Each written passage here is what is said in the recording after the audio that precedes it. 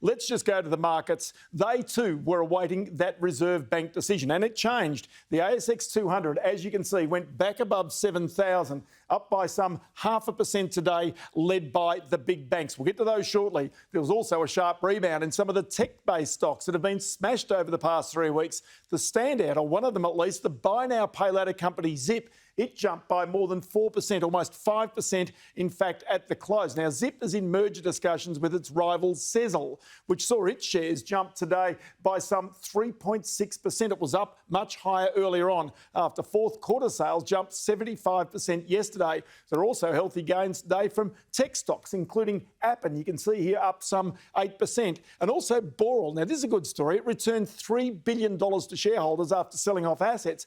$2 billion of that went to its major shareholder, Kerry Stokes, and the shares there you can see gained almost 6% today. Of the biggest stocks, those heading down fastest were BHP and Rio Tinto. You can see here down almost 2.3%. Now, COVID, it's reported, has made its way into their iron ore operations in the Pilbara and Western Australia, despite mandatory vaccination policies. Anything that threatens productions, of course, hurts the share price there.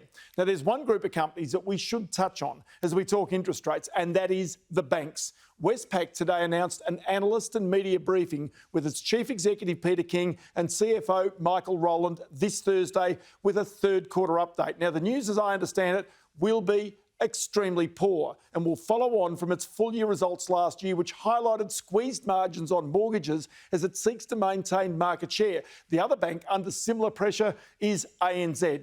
Today on the market, both the bank shares were higher as home lending data for December came in at record levels, and the Reserve Bank decision